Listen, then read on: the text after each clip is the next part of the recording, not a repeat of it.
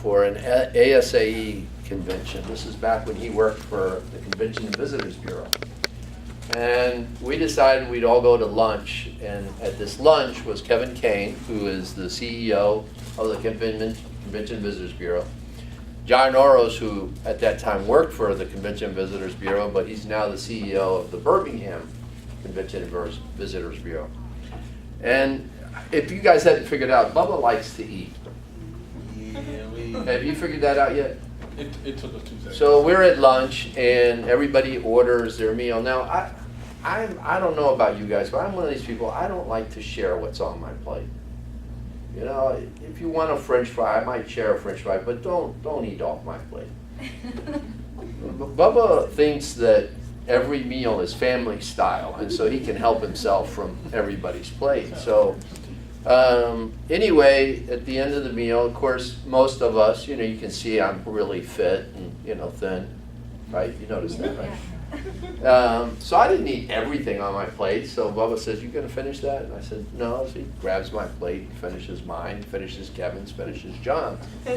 The waitress comes and she says, "Do you all want to have dessert?" And he says, "Absolutely." He hands the menus back to her and says, "Just bring one of everything," right? Well, I may let you have a French fry off my plate, but don't ever touch my dessert. That is, I'm going to finish my dessert. I'm an ice cream-aholic. I eat ice cream 2 and 3 times a day. But Bubba decided that he was going to at least have half of each of the desserts, and we could fend for ourselves on the other. Needless to say, I decided I never wanted to eat again with him. But unfortunately, I've eaten many times with him. Well, you don't sit at the same table with me anymore. No, I do try to avoid that. So, you know, I always try to think about what am I going to say here, and, you know, I'm going to say the things that sometimes a lot of the teachers don't want me to say, but I'm going to tell you kind of the unorthodox side of things and the reality of a lot of things. So the first thing I'll say to you is congratulations to this gentleman. I'm not sure who you are. Are you a student? Yes. You are. So he is the smartest guy in the room, in my opinion. He did something that I did my entire time in school. Every time there was a guest speaker, I always dressed up. Always. Because I wanted to be remembered, and I figured that was an interview. So, kudos. Thank you. What's your name? Abraham. Here, why don't you go to Sunday brunch on me? Thank you, sir. Thank you. So my first job in the hotel business was a dishwasher. I grew up in the Caribbean, and I grew up mostly in Puerto Rico. I speak, read, and write Spanish fluently. It's my first language. Don't use spell check in Spanish, but thank God for spell check in English, right? And so I worked at a small hotel as a dishwasher. Now, something throughout my entire career that I've done, and I did it really purely by accident. I don't think anybody ever really told me to do it. It was just kind of a natural instinct. Every time I got a job, I was always looking at what was my next job. Where could I move next, and what was going to take me to the path that I could be the boss. That was always in my head. And so obviously my first job was as a dishwasher, and many people think, oh, I'm not going to take a job as a dishwasher, it's beneath me. And my thought was, I'm going to be a dishwasher because first of all, I'm going to be the best damn dishwasher they ever had. But second, I'm going to learn it from the ground up, and I'm going to be so good they're going to move me up quickly. Now, they either moved me up quickly because I was so good, or maybe I broke too many dishes. But either way, I got moved up pretty quickly and moved into the restaurant and was an essay, so server assistant. And I quickly figured out that the servers are the ones who make the real money, and I got whatever they felt they wanted to give me, so I wanted to be the server. And so I became a server. At this time, I was probably only 16, 17 years old. Within 6 months, I was managing the restaurant and my parents didn't know it. I was still in high school, and I would leave school and go right to the restaurant to manage, and when my parents found out I was managing a restaurant, they were livid, because I should have been focused on school, and needless to say, I didn't. Anyway, I was also very into sports and very into martial arts. So, little background about me. Young lady just walked into the room who is probably my most favorite person at the Peabody, Kristen. She is a superstar. She has the best job at the Peabody. She is the VIP specialist. So her job is to take care of all the celebrities and all the VIPs that come into the hotel. And plus she has to put up with me on a daily basis. But she is outstanding. She's a great student and she's going to go far. So You've taken this course before. I have. I actually got my job because of this course. There you go. that's right. And there was no service fee attached to that at all, was there? So anyway, I have 3 black belts in 3 different martial arts. I went to college on an athletic scholarship. And now I'm going to really age myself, and don't laugh in the back, but I played 3 sports in college, which nobody does anymore. But that shows you how old I am. Somebody in here knows how old I am, because we rode on the elevator, and he laughed when we were talking about the new general manager at the Madison, who's 55, right? Somewhere in there. And I said I was younger, and he laughed. I didn't think it was very funny. Anyway, I went to FIU in Miami. I have an associate's degree in hotel and restaurant management. I have a bachelor's degree in hotel and restaurant management. And I have a master's degree from the University of Memphis. I'm on 2 different boards here for the University of Memphis. I'm on the chamber board and the chair of their largest fundraiser. I'm on the Convention and Visitors Bureau board and their past chairman, and in line to be a chairman again. I'll be the first time ever 2-time chairman of the CVB. And I think they only do that to keep me quiet. And I'm on the Hotel Association board, the local Hotel Association board, on the State Hotel Association board, and their past president. I'm on the Memphis in May board, and their past chairman and president. I'm on the Liberty Bowl board, and their past chairman and president. And I'm on the Orpheum board. I'm on the Alzheimer's board. The NCAA bid board. Which one? It's like an NCAA tournament, like for city bids.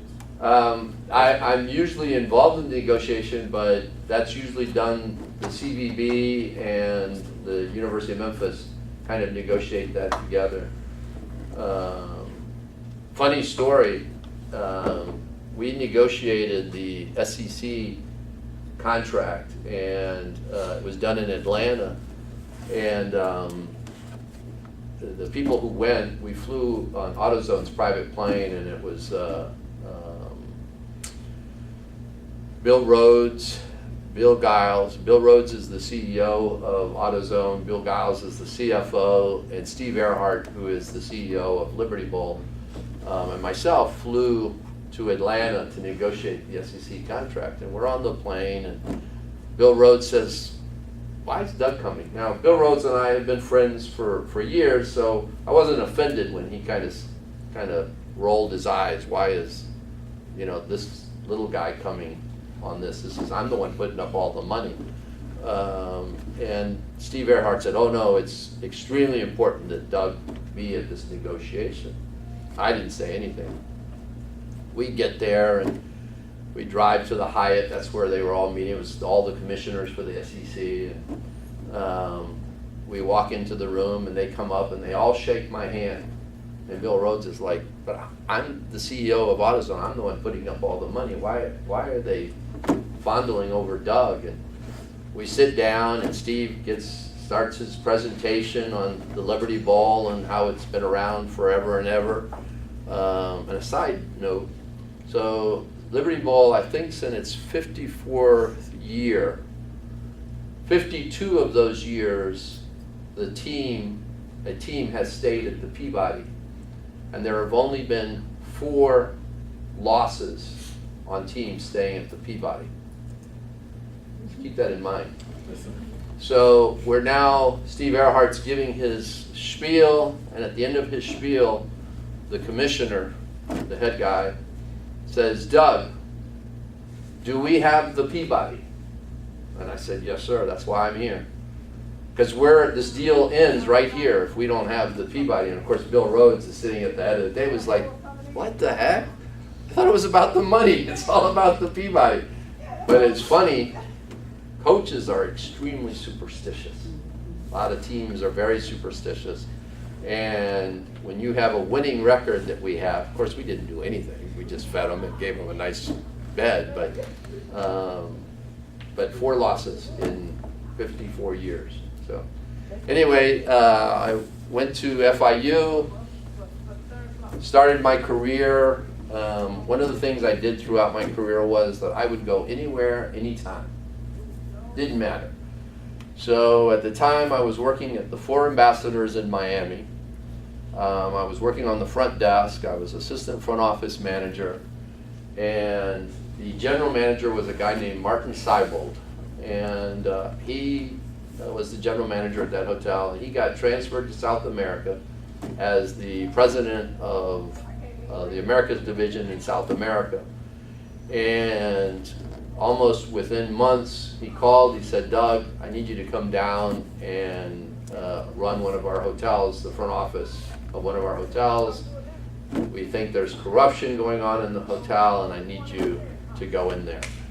So they sent me to Valencia, Venezuela. Who in this room knows where Valencia, Venezuela is? No one, right? I didn't know either. I had to look it up on a map. We didn't have Google back then, so I couldn't Google it. But Valencia, Venezuela is out in the middle of nowhere in Venezuela. It was a small intercontinental hotel there. And I got there, I won't get into all the corruption that was going on, but within about 6 months of me being there, the general manager got fired, the controller got fired, the director of purchasing got fired. It was a whole big scam that was going on in the hotel. That kind of helped my career a little bit. Anyway, from there I went to the Tamanaco in Caracas, which was one of the largest hotels back then in South America. At the Intercontinental, I was their front office manager.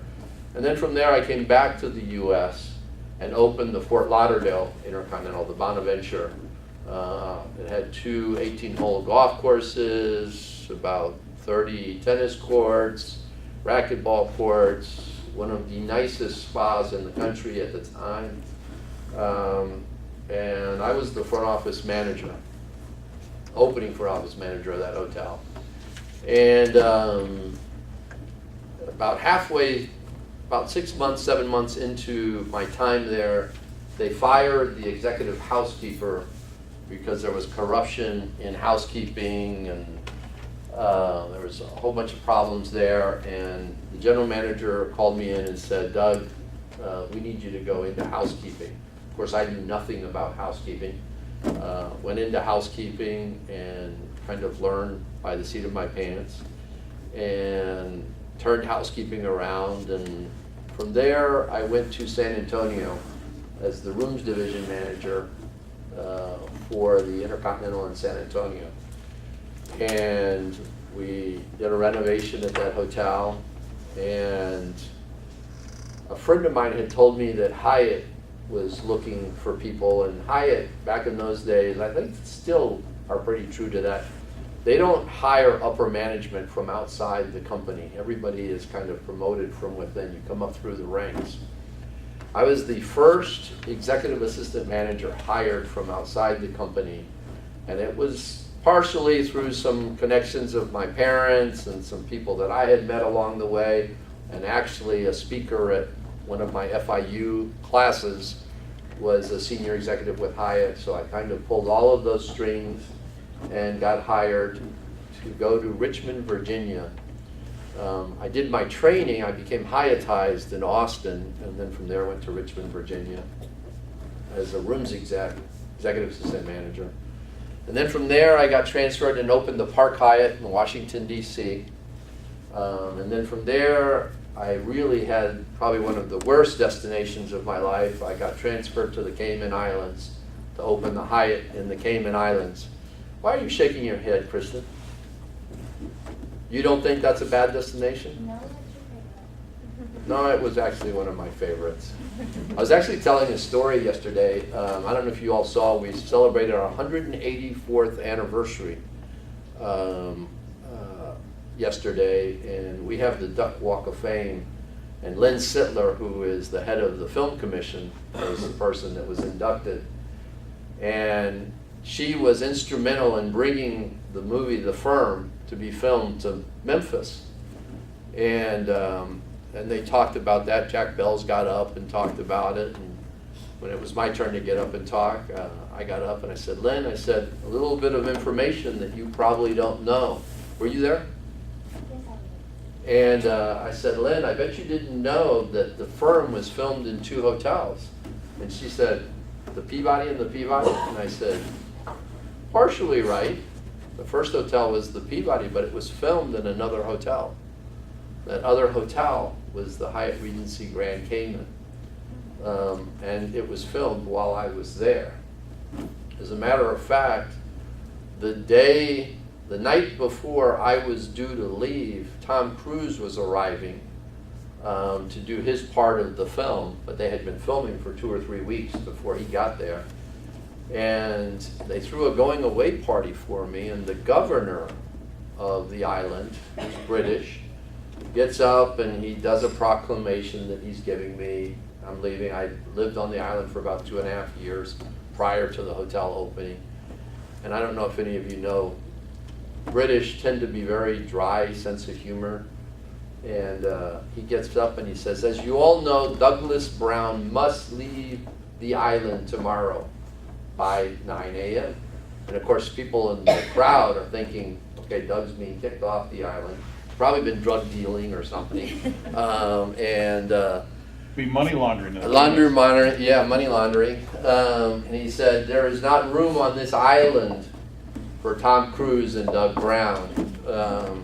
So I didn't know if that was a compliment or I'm not going to go for the other side. But anyway, but I left the Caymans and went to Baltimore, Stouffer Harbor Place, and I opened that hotel. It was a 600-room hotel. And the then general manager of that hotel was a gentleman by the name of Alan Villaverde. Alan Villaverde went on to become president of Peabody Hotels, and went and opened the Peabody in Orlando. And years later, I won't go through my whole life, but I was in Mexico. I was a regional director for Fiesta Americana hotels in Mexico. And I had the worst region in the company. There were 5 regions, 82 hotels. I had 14 of those 82 hotels. Who knows Mexico very well? Anybody know Mexico well?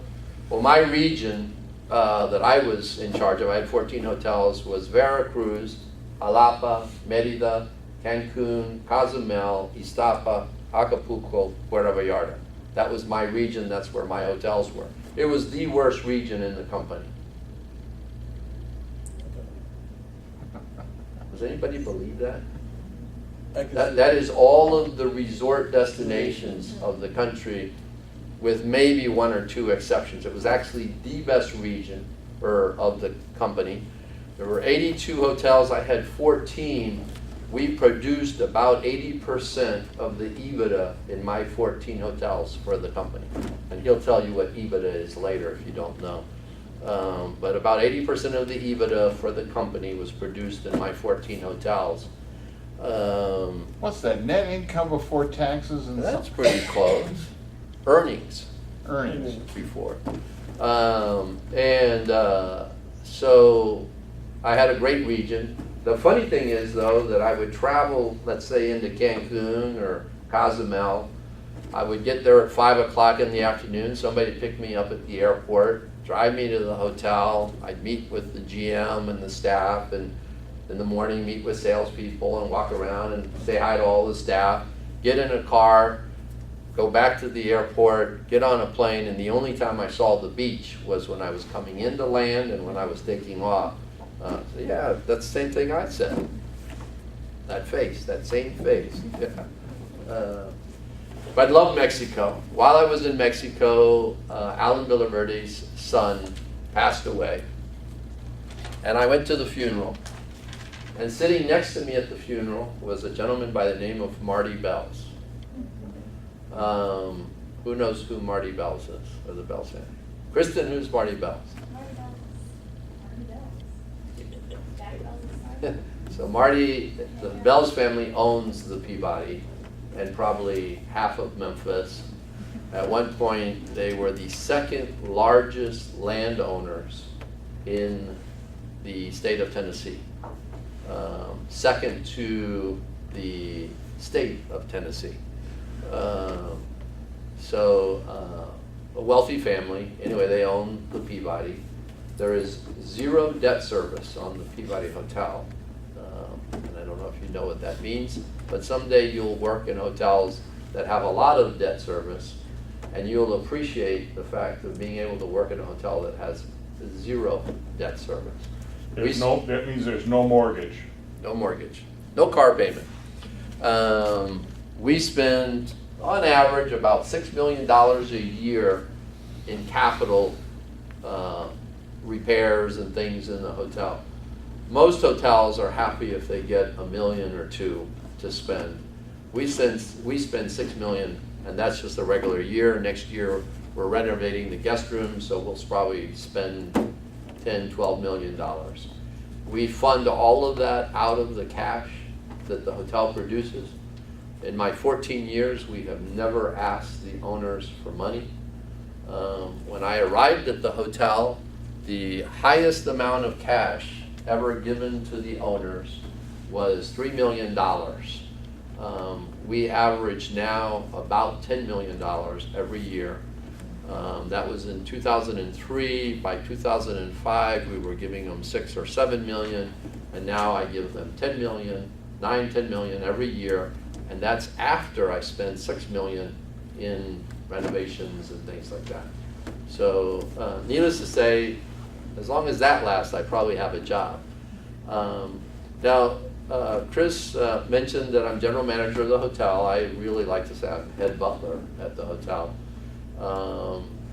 We have 550 associates that really make me look good. And trust me, that's a hard job to make me look good. But they do a great job. I also wear another hat. I'm also president of the company. And we have 4 or 5 or 6 deals going on out there. One we just announced, so I can tell you about that one. That's in North Dallas. It's a place called Roanoke. None of you have heard of Roanoke. You've heard of Dallas, right? So North Dallas. There's a small little area of about 6,000 or 7,000 acres of land that a poor little guy named Ross Perot bought all of this land back in the 70s. And he convinced the state to build a runway in the middle of Alliance, Texas. Alliance, Texas is now probably one of the largest and most profitable office parks in the country. It has over 450 companies housed in these 6,000 acres of land. Just to put in perspective, Facebook has over 1 million square feet of space in that area. Charles Schwab has close to 2 million square feet of space.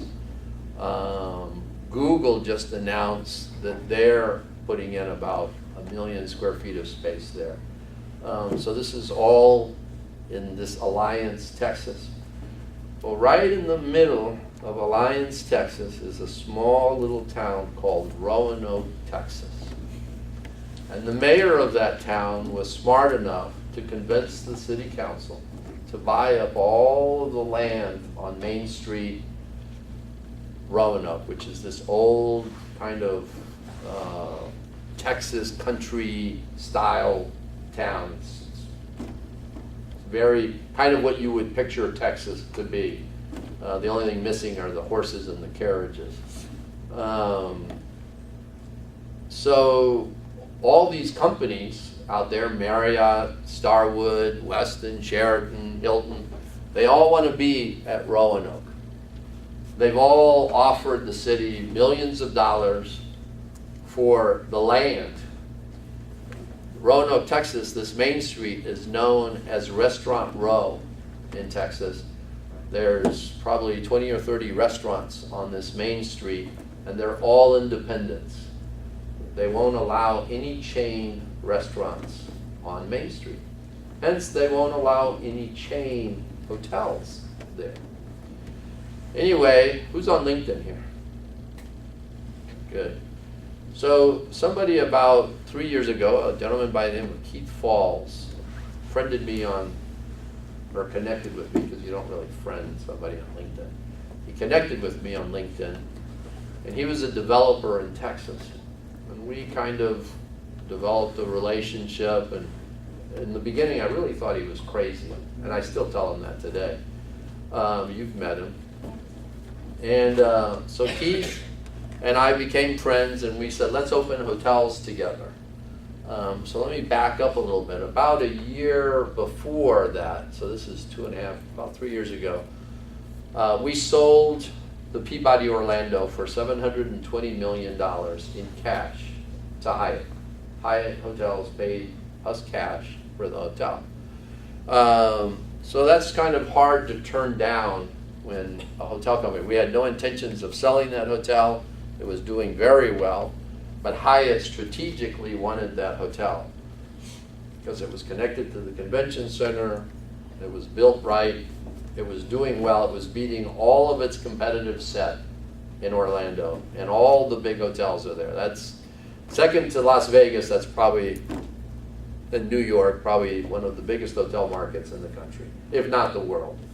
And we were running a 147% RevPAR index in that city.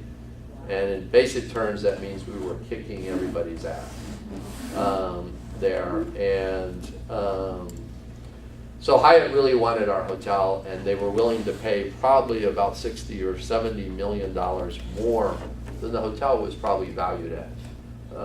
So the Bells took it and ran, which meant that my boss, who was president of Peabody Hotels, was kind of out of a job, and he was ready to retire any day. So he retires. They had sold Little Rock. When I was already vice president of the company, and my role was really to try to sell off all of their franchise hotels. They had quite a few Holiday Inns and Hiltons and Hamptons. And, so my role for the year or two before that was to get those hotels ready for sale and sell them, which I had done because they were going to focus on Peabody. But then they sold Orlando, and Alan was out of a job, and I'm thinking, I'm now vice president of nothing. You know, the Peabody Memphis, and the company's kind of going away. They disintegrated the corporate offices for the hotel company, and there basically was just Memphis, and now I'm really general manager. I've got the title of vice president, but I was really general manager of the hotel. So, and this is something I've done throughout my entire career, and I forgot to mention that at the beginning. But, well, I did mention to you that I'm always looking at what's the next job. But I'm a strong believer, and it doesn't matter, and I'm going to get into race and everything. It doesn't matter if you're black or white or Chinese or tall or skinny. I'm a believer that you make your own career. No one else is going to make it for you. You have to make it for you. So I saw my career going away because the company was really downgraded. So Craig Smith, our director of sales at the hotel, I took him out to drinks at the Monkey, and some of our best ideas came from the Monkey. Usually after the third or fourth drink, and we would take really good notes of our ideas on napkins. And a lot of times we'd wake up in the morning and say, who came up with this stupid idea? Anyway, one of the ideas that we came up with was, let's go to the Bells and tell them we want to start a new hotel company.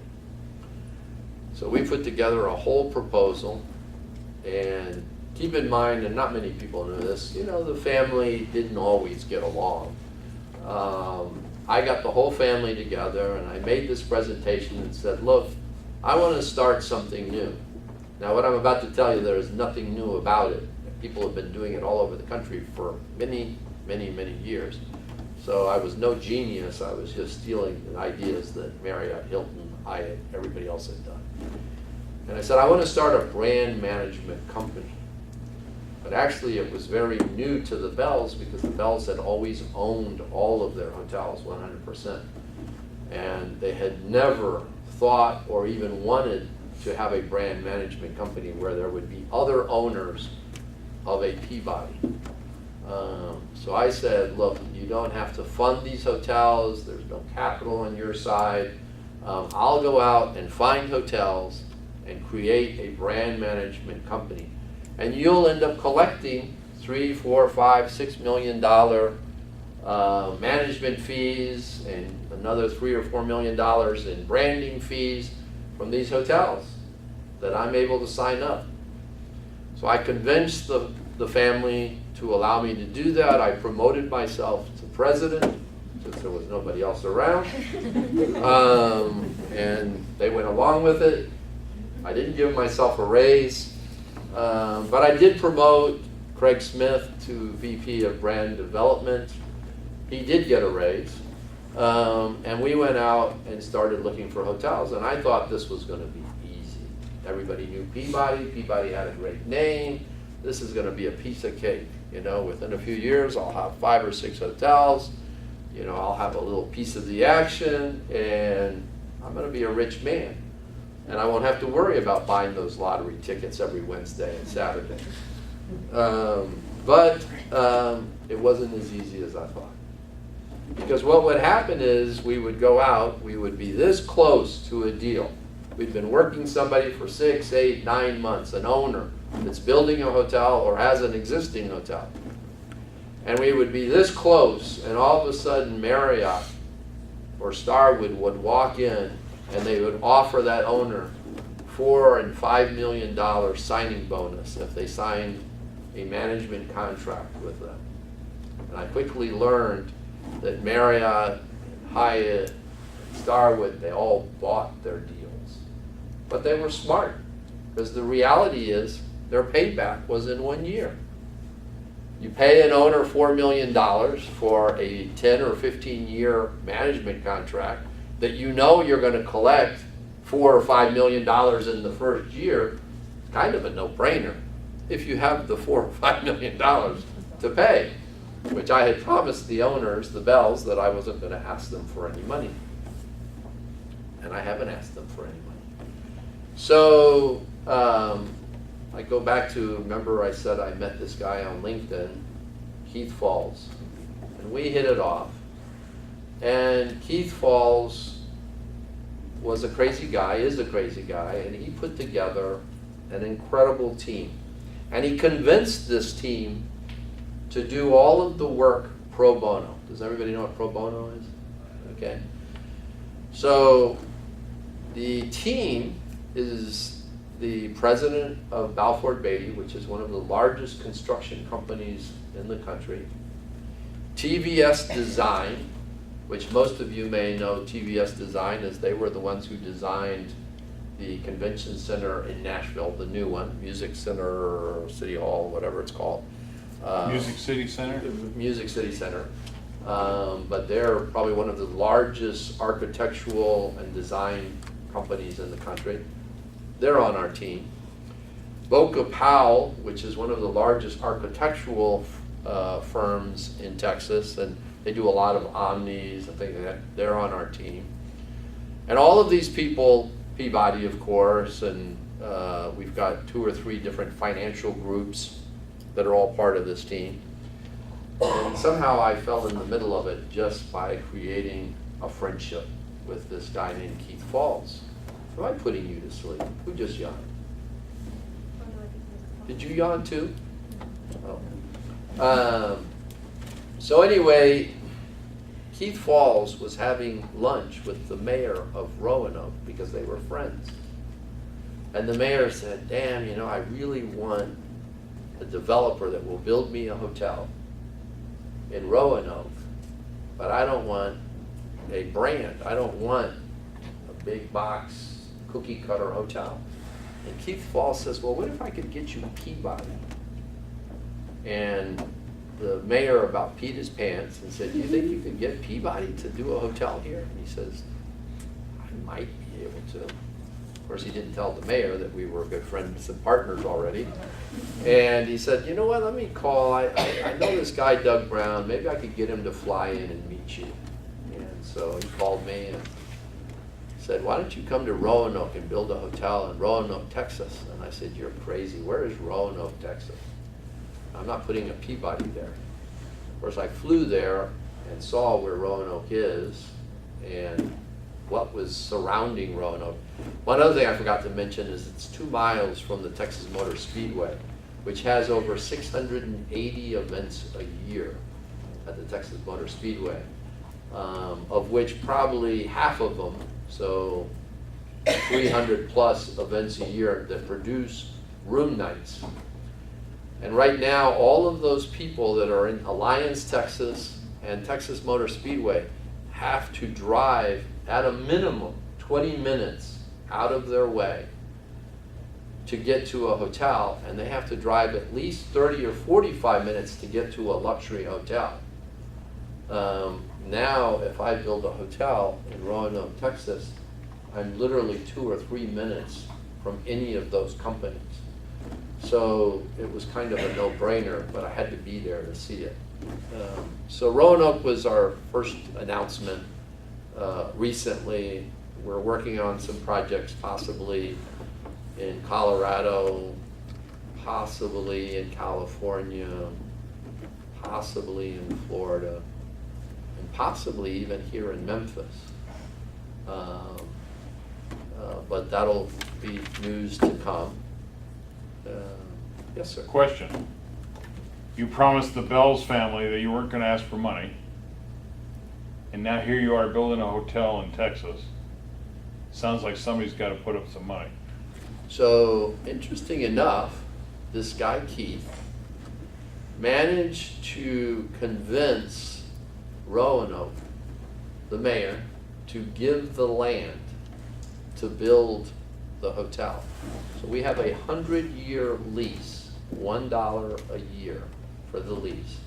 So we have the land, which is immediate equity. Then he convinced the city that we needed an incredible amount of tax incentives in order to build it. So we get 80% of all of the sales tax revenues that are produced by the hotel for 25 years. They went on to then convince the city to become a waiver city for the state, which means the state waives any state sales tax. And so we get a percentage of the state sales tax for 15 years. And then on top of that, he convinced the city to do a $20 million bond on the property. So about 35% of the top portion of this financial stack is already taken care of. So when you go, and then we have about 40% of our financial stack is going to be EB5 financing. Does anybody know what EB5 financing is? So it's basically anybody who wants to get a U.S. passport can pay $500,000 and they get a U.S. passport. Something that's been around for years, not many people know about it. But the biggest investors in EB5 are the Chinese and the Israelis. probably the largest. India is probably the third largest. But these are wealthy Chinese or Israeli or Indian. It really is open to any country, but those are the three primary countries.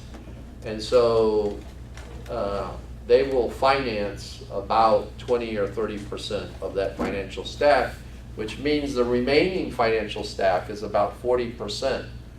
Well, any bank in this country will take a 40% loan out on a property that's covered with all of those others. So that's kind of how the stack is. So we are looking for about a $4 million seed investor on that property if you are interested. Well, I'm going to Tunica tonight. Okay, so if you come up with $4 million, I you may have become a something for you. partner. I may have something for you Monday morning. You got it. But I've learned a lot that I didn't know in my career. I'd always worked in operations, and I'd never been on the development side, never had to think about financing. I still know enough to be really stupid about it because it's really crazy. But one of the partners on our team is with Cardaff Capital. He's a Harvard graduate, and I always call him the smartest guy in the room. His father thinks that's really funny. Of course, then I go on to say he's either very smart or the rest of us are really dumb, and it's probably more likely we're just really dumb, and he happens to be the smartest guy in the room. But he's a Harvard graduate, and he handles all of our financing stacks and everything else. Now, I did lie a little bit. The Bells have put money into it. They have done it kind of indirectly because I go to financial meetings, conferences. There's one in LA, there's one in Atlanta, and there's one in New York every year. And so for the last 2 or 3 years, Craig and I have gone, and each one of those trips probably costs $4,000 or $5,000 when you add up airfare, the conference fees, and our expensive lavish dinners and drinking at bars each night. That was supposed to be funny. You got it, right? It's your British humor. Is it my British humor? So the Bells have paid for that. And of course, Craig got a raise. If you remember, I mentioned that in the beginning. So the difference of what his salary was and that raise actually gets charged to this project, Peabody Hotels and Resorts. We also, over the last 2 years, changed many of our systems at the Peabody Memphis. So we put in systems, so our front office and back of the house systems is all Opera. And the reason why we switched to that was we could connect almost overnight to another hotel. So we could put Opera into another hotel and connect almost overnight our central res and everything else, and we could go live very quickly.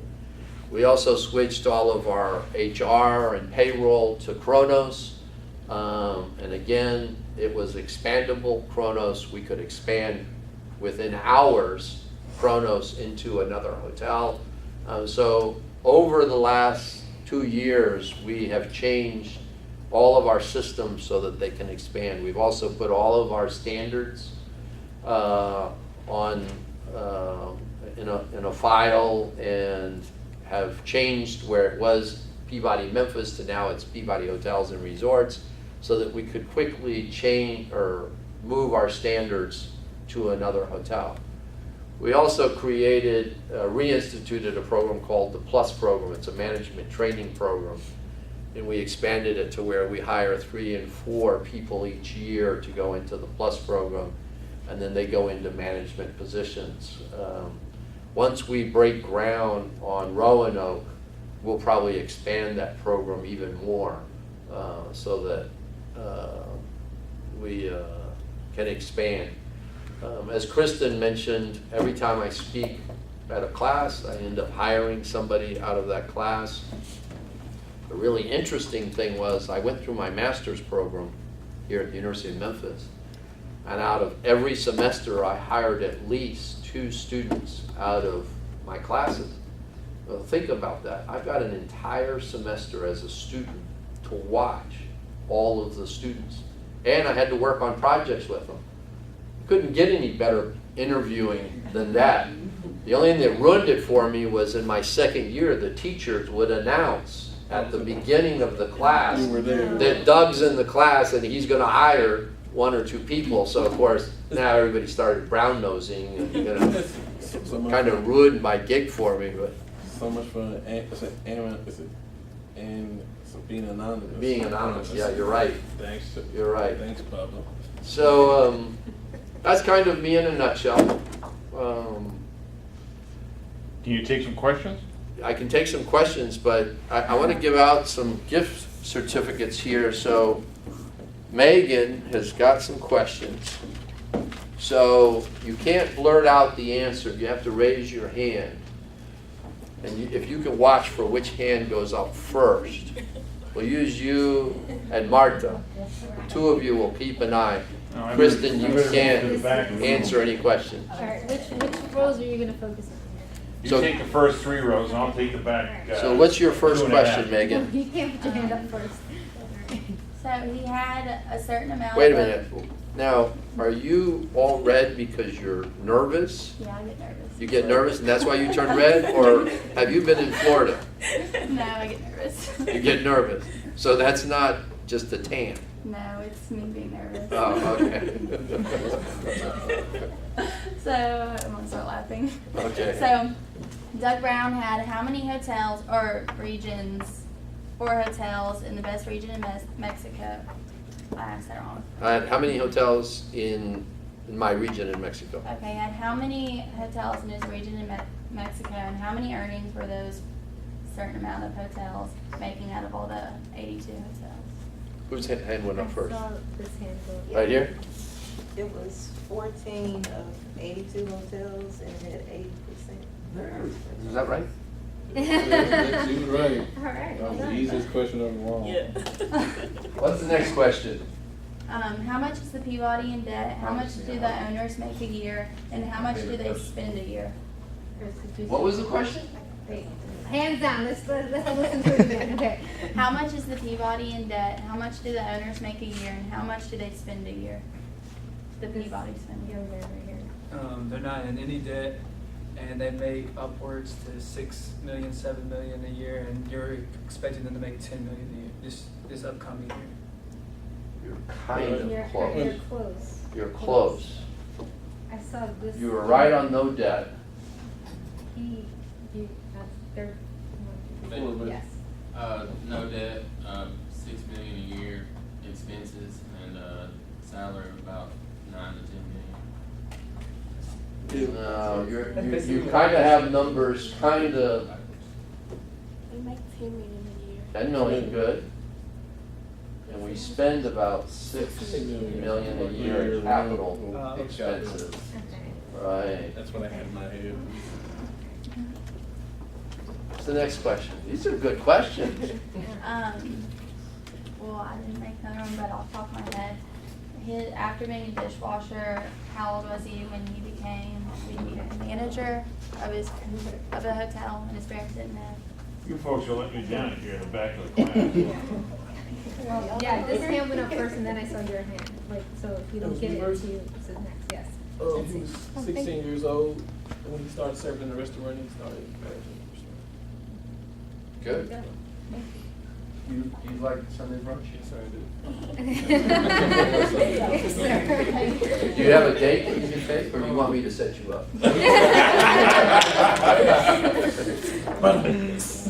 I'll be Thank you, here all Chris. week.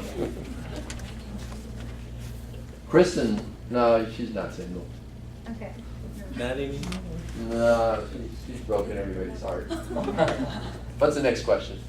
How many was I supposed to come up with? I can make up one, I have plenty of questions. but, how much was the Peabody in Orlando sold for, and who bought it?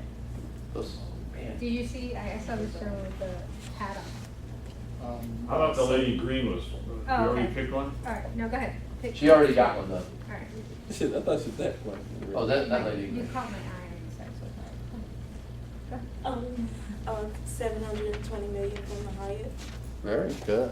Did they pay These in are cash? detailed questions. They paid in too. cash. Hard cash. Well done. Yeah. I got two more left. Out of all the years teams have stayed at the Peabody, how many teams have lost? The family members. The answer is 4. The record out of 54 years is the record for winning teams is 50. The only team that's lost is 4. You got it. So this is for a big one. Bubba, do you want to ask a question? Well, This is for dinner for two and Chez Philippe. I thought Megan was doing a pretty good job. She was. Listen, I have one. Wait, why don't we do this? Kristen, why don't you ask a question? Oh. I was in the beginning of dinner. Well, that's all right. You heard part of it. Megan, do you have another question? I can come. I got one. I got a question to go. Yeah, but you don't get the certificate. I don't get Go it. I just ahead. want to ask a question. Okay, you can ask a question. We'll come back to Kristen. Mr. Browne, as You can call me Doug. Mr. Doug. Mr. Doug gave us a nice story of why our teacher's called Bubba. What is the one rule he will never do when eating with Bubba? That's not gonna win the certificate, but I wanna hear the answer. Do you still want to answer? Your hand was up first. Right here. I mean, he won't sit at his table Why? because he's afraid he's gonna get his food eaten. Yeah. Particularly his I have ice a rolling cream. fork. Kristen, what's the question? Oh, well, that's the way. Who can remember what Kristen's position was? Your hand went up first. Was that right? I think that's what I caught. That's what I said. Yes. Yeah, what, there's a title though. It's the young lady with the glasses. Isn't it? Is it the VIP specialist? Very good. Came out of the culinary. Maybe you can convince her to take you. Do you have somebody to take? You're gonna love Chez Philippe. I just want to. Chez Philippe's the only 4-star, 4-diamond restaurant in the state of Tennessee. Listen, And probably many of you don't know this, but there are 170,000 hotels in North America, and there's only 150 4-star hotels. And the Peabody Memphis is one of them. There's one other 4-star hotel, actually there's 2 other hotels now in the state of Tennessee. Does anybody know what they are?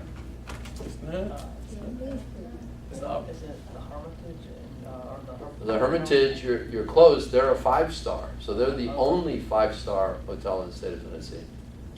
It's the Western. Opryland? No, It's the Western. no, the Weston's not even close. They like to say they are. I just thought I wanted to run for branching. It's a hard answer. Huh? It's not in Memphis. What is it, Kristen? No, we're one of them. There's 2 other. What are the other 2? You know? So Blackberry Farms is the other 4-star, and then the Hutton in Nashville, which I don't really personally think the Hutton deserves it, but the Blackberry Farms used to be a 5-star hotel, and they lost one of their stars, so they're now a 4-star. But there's not a huge difference between 4 and 5-star. Is that the price tag? Huh? Is that the price tag? Except for the price tag. But think about that, there's 170,000 hotels, and there's only 150 4-star hotels. So I have to tell you at least one of my crazy stories before I end the day. Bubba's probably heard these stories, Kristen's probably heard the stories, but do you want a really clean story or It's not? being recorded.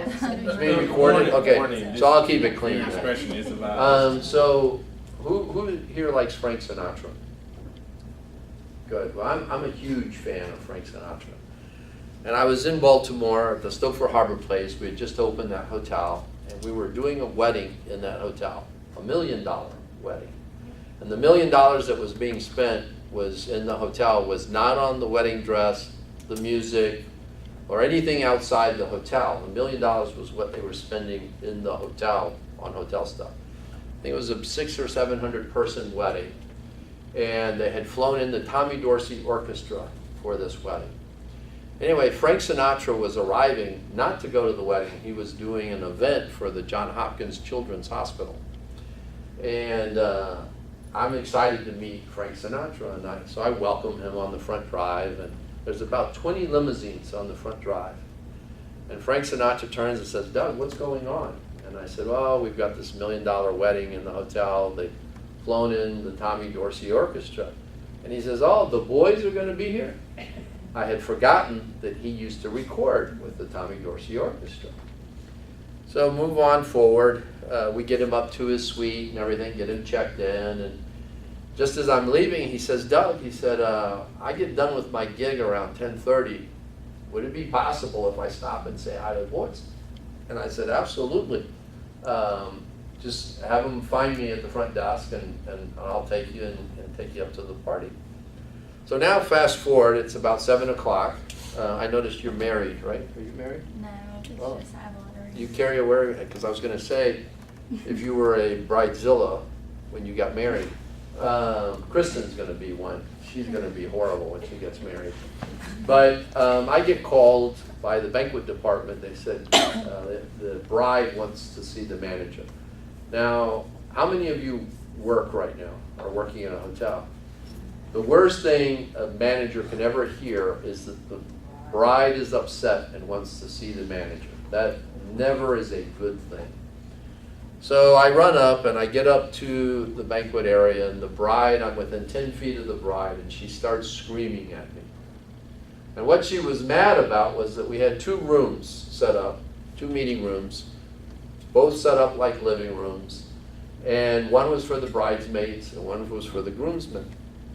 The bridesmaids had all left their purses in this room and gifts and everything else. And she was upset because when security had gone by and they were all at this party, security locked the door. And she was mad because when she walked to go into this room, the door was locked. And the whole time she's screaming at me, I'm thinking, for $1 million, we can have somebody standing at the door. So when she was finished screaming, I said, from now on, for the rest of the night, when you get within 10 feet of this door, that door will be open. We'll have somebody at this door. She turns around and walks away in a huff. And I'm thinking, oh, Monday is going to be horrible. She's going to, paybacks are going to be horrible. So anyway, fast forward, it's about 10:30 that night. I'm actually getting ready to go, and I get paged. And yes, there are no cell phones. I get paged, and the code was for the front desk. So I called down to the front desk, and they said, Frank Sinatra is at the front desk asking for Doug. And we're assuming it must be you. So I go down to the front desk, and as I'm walking across the lobby, Frank Sinatra goes, Doug!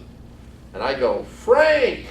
And of course, the staff all thinks I'm on a first-name basis with Frank Sinatra. So I told him that I'd take him through the back of the house, the heart of the house as we call it in the Peabody, and I'll bring you in through the back of the room, which is where the orchestra is set up. And he said, that'll be great. So as we're going through the heart of the house, I told him the story about the bride. And he said, oh, Doug, she's drunk. They'll never remember a Monday morning. And I'm thinking, women always remember Monday morning. So we finally get up there and we come in through the back of the room. Now keep in mind, this party is about 600-700 people. They've been drinking since 6 o'clock. It's now 11:15 or thereabouts. And we come in through the back of the room. The orchestra is playing, and in 2s and 3s, they leave the stage. They come off and they hug and kiss Frank Sinatra. They never stop playing. They keep playing, but in 2s and 3s, they left the stage and came and hugged him. At the end of this, it took about 15 minutes. At the end of this, he turns to me and he says, Doug, do you mind if I get up and sing a song? I'm thinking, this is incredible. This is my dream come true, right? So he gets up on stage and he grabs the microphone. Now, again, remember, there's 600-700 people in this crowd. And he grabs a microphone and he taps on it and he says, where's the bride? And she was all the way in the back of the room. And you can only imagine that the people in the front row are thinking, this father has brought in Frank Sinatra, to sing, right? Anyway, he says, my dear, can you come on down here? And so she starts screaming and comes running down. And he reaches down to her, give me your hand, and he says, "My good friend Doug asked me to come sing you a song." And I'm over there going, "Thank you, God." Needless to say, Monday was a great day. So, do we have time for one more story? Or how are we doing? Who's gonna go?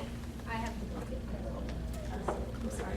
I'll tell you, you wanna tell them if we lose a third of the crowd? That's fine. I'll tell you, this is my favorite Those of you gotta story. go to work, go ahead and split. I would stay, but my little one is waiting in afternoon. No worries. So. And we'll see you all right here next week. Oh, and give me your question. So this story is about Yeah. a convention, Bye.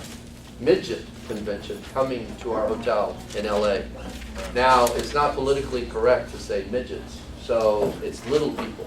Now, how many of you know that little people actually marry normal-sized people? Thank you. Right? I never knew that until this convention.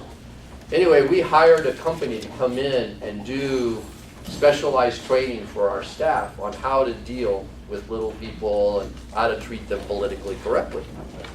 Anyway, the convention arrives, and there's one little person who is extremely obnoxious. And he decides that he's going to play jokes on everybody in the group. He doesn't play jokes on our staff, but he plays jokes on everybody in the group. And so much so that he really crossed the line a bunch of times and made a lot of people mad. So on the final night, the final dinner, the group, a bunch of the people in the group decided to get him as drunk as they possibly could. So much so that they actually laid him on a table and started pouring liquor down him until he passed out. That's not a good thing. They then took him up to his room, and in our rooms we had these big, huge armoires. You've heard this story before. They had these big, huge armoires, and in the armoires there's like a hollow space up in the top. If any of you have armoires at your house, if you check, there's a hollow space at the top. They stripped him down to no clothes. This is a true story. Stripped him down, put him up in the hollow space, and then proceeded to take all of his clothes and everything out of his room. So the room was completely empty. Well, the next morning, the housekeeper comes, knocks on the door. There's no answer. She comes in and cleans the room. Perfectly fine. Looks good. Turns it vacant and clean to the front desk. The front desk then checks in a wedding couple that had just gotten married. Now, forgive me, I have to be a little visual for you in order for you to get the picture. But the bride and groom get up to the room and they are consummating their marriage. Are you with me on that? Yeah. The bride is on her back. New husband on top. And the bride is looking up, and all of a sudden she sees these little fingers. And these eyes come over. And of course she starts screaming. Husband probably thinks, he's doing something right. Needless to say, the little person up top, he starts screaming. And of course, now the general manager is called, and that was me. And I'm going up the elevator to go up to the room as security is telling me this story, and I'm thinking to myself, you can't make this shit up. Anyway, it all turned out well. We comped everybody's stay, and it was great. But thank you. It was great meeting all of you. Reach out to me if you want my card. If you're interested in